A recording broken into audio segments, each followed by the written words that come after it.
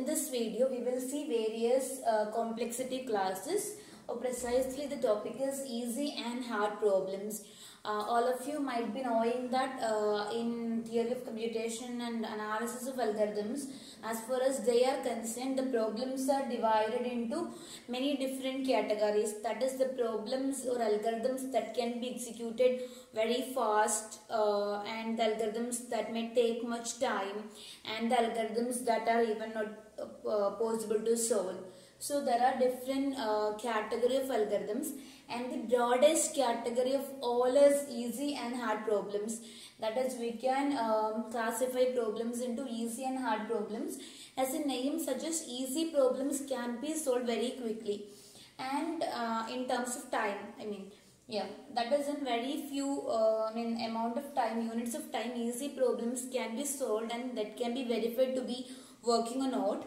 But in case of hard problems, it will take a lot of time to solve them and to verify them that whether they are working correct or not. And there are even problems that can never be solved as well. Okay, so we will see everything on this video.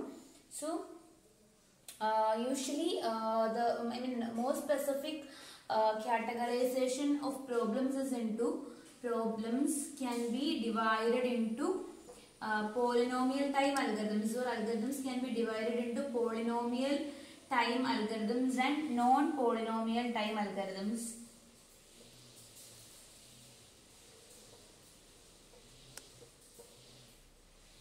That is, some algorithms can be solved in polynomial time.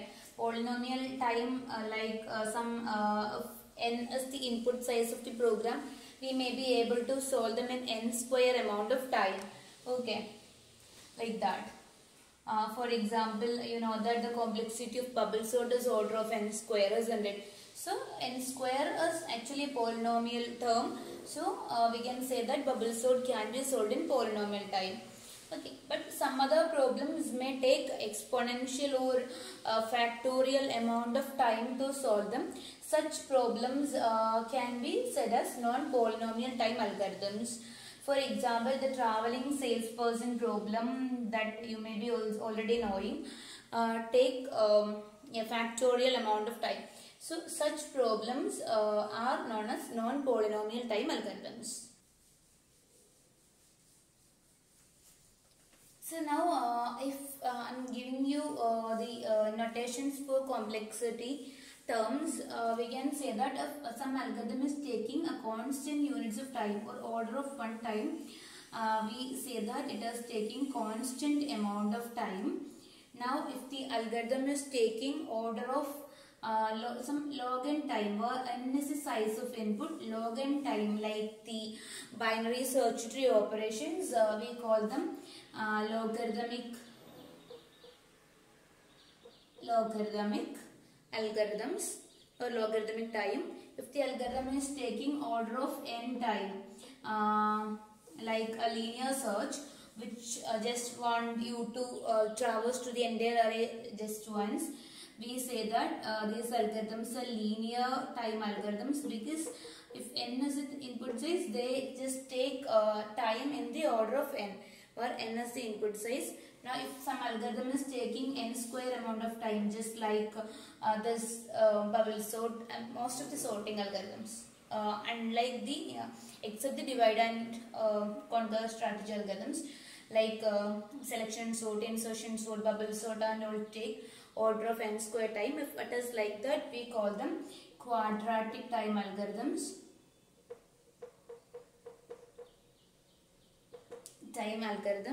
If they are taking order of n raised to some k, where k is expected to be less than n, some k, we in general, this is actually the generalization of order of n raised to 1, n raised to 2. For generalizing it, we are writing n raised to k. We call such algorithms polynomial time algorithms. That is what exactly is referred to here. Polynomial time algorithms. Now if the algorithm is taking order of some constant k raised to n, where n is the input size and k is some constant which is definitely equal to greater than 1, we say that the algorithms are exponential time algorithms.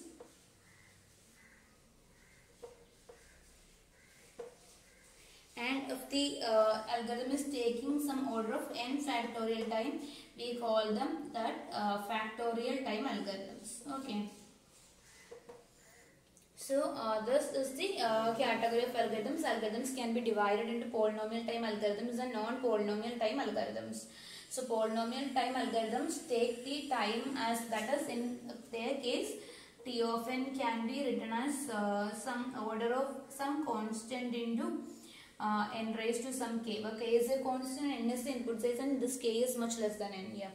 So this kind of algorithms are called as polynomial time algorithms. Example is sorting algorithms here.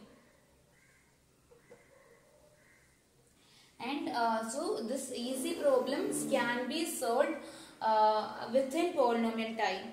Now the non-polynomial time algorithms are algorithms that take more than polynomial time to be solved and verified. So these are the two broad categories.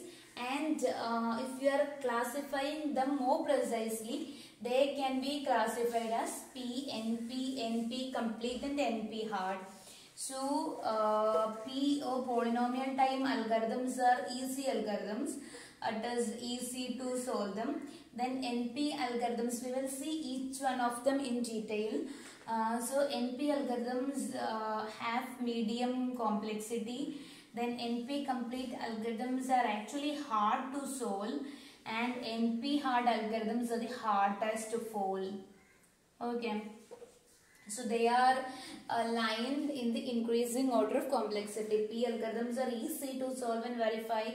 NP algorithms are having medium complexity. NP complete algorithms are hard, and NP hard algorithms are the hardest. Okay, now we will see each of them one by one. The first category is polynomial time algorithm. As I have told you earlier, the computational complexity can be written, T of n can be written as order of some constant c into n raised to k, where n is the size of the input and k is the k is some constant which is definitely less than n. So for example, order of n square. Here c is equal to 1 and k is equal to 2. Okay, like this. So these are polynomial time algorithms. Their complexity will be in polynomial or even less than that. Okay. They are very easy to solve them and verify them. That is, verify that whether they are working correctly on a particular input or not. So solving and verifying them is very easy. Now the examples are all basic mathematical operations. That is addition, subtraction, multiplication, division. All basic mathematical operations can be completed in polynomial time. Basic arithmetic operation, I should say. Yeah. Basic arithmetic operations. Now testing for primacy, that is to check whether a number is prime or not. Okay, so checking whether a number is prime or not can be completed in polynomial time. Then hash table lookups, that is we can check whether a particular number is present in the hash table or not in polynomial time. Then almost all the sorting algorithms can be completed in polynomial time. Then shortest path algorithms like Dijistra's, shortest path algorithms like Dijistra's algorithm, Floyd-Warshall algorithm, then Bell-Manford algorithm. All these algorithms can be completed in polynomial time. And then linear and binary search operations, linear search, binary search, all these operations can be completed in polynomial time. So these are the major algorithms or main algorithms that can be solved in polynomial time. Okay, now we will move on to the next category, that is NP algorithm or non-polynomial time algorithms. So NP algorithms cannot be solved in polynomial time definitely, because NP stands for non-polynomial. So they cannot be solved in a polynomial time, but they can be verified in polynomial time. That is, once it is solved, we can verify whether the algorithm is working correctly or not in polynomial time. Okay, so cannot be solved in polynomial time,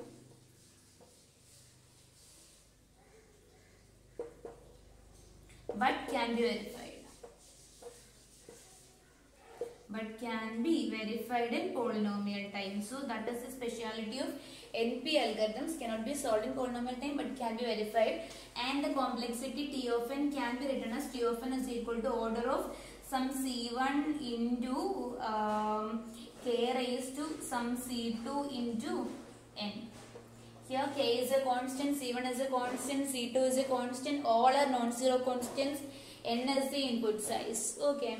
So this is the general notation for complexity, because they usually take exponential amount of time to solve an algorithm.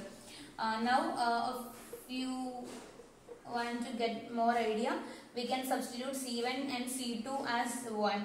So you will get order of k raised to n. This is what an exponential algorithm is, isn't it? Substituting C1 is equal to 1 and C2 is equal to 1. So they take exponential amount of time to solve, and a typical example is graph isomorphism. Graph isomorphism. That is to check whether two graphs are isomorphic. That is to check whether two graphs are isomorphic in nature. That is whether they are having same number of edges, same number of vertices, and same vertex degrees. If they are having all these three properties, they are said to be isomorphic.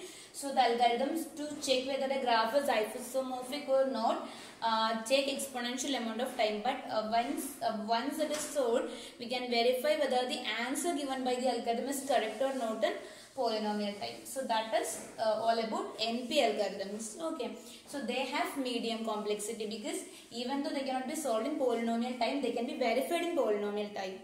Now we will move on to the next category, that is NP complete algorithms. So NP complete algorithms are almost like the NP algorithms, except for a speciality that they are having. So I'll explain that. So actually NP complete algorithm, the set of NP complete algorithms already contain more than 3000 problems, and this list is still growing. That is, we have more than 3000 problems in this list of NP complete algorithms. They are actually difficult to solve. That is, they cannot be solved in polynomial time, but they can be verified in polynomial time. Okay. Now the speciality of NP complete algorithm, or the difference of an NP complete algorithm from an NP algorithm, is that an NP complete algorithm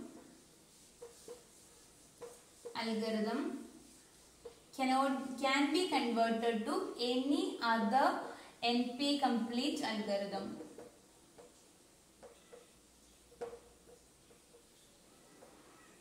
In polynomial time. That is, you can convert any NP complete algorithm to any other NP complete algorithm in polynomial time, and this process is known as reduction. Okay. So that is their speciality.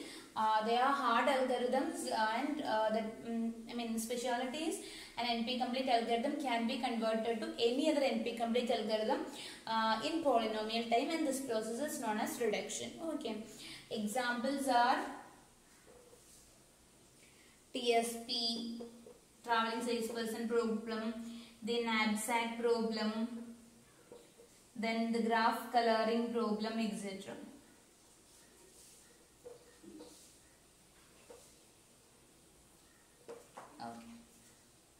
Now we will move on to the next category, NP hard algorithms. NP hard algorithms are actually, it is very hard to solve them. That is, their computational complexity is very high, and it is very hard to verify them also. That is, it is very hard to solve them, and it is hard to verify them also. And some of the NP hard problems are not even decidable. That is, decidable means we will see decidability in detail in the next video. Even then, by saying decidability, what I say is that given a particular algorithm and an input, they cannot even decide whether this algorithm is going to halt on that particular input, giving an yes or no value. Okay, that is whether this algorithm will stop on that particular input or will it loop forever. So some of the problems are undecidable. So they are the hardest problems to solve. Example, a typical example is the k-means clustering algorithms. So it is very difficult to solve them and it is very difficult to verify them also. Okay. So the conclusion that we have is the P problems, the polynomial time algorithms are very easy to solve and very easy to verify. The NP, the second class NP algorithms are actually very, they are difficult to solve but very quick to verify. NP complete algorithms are difficult to solve, quick to verify, and they have the property that one NP complete algorithm can be converted to any NP complete algorithm in polynomial time using the procedure known as reduction.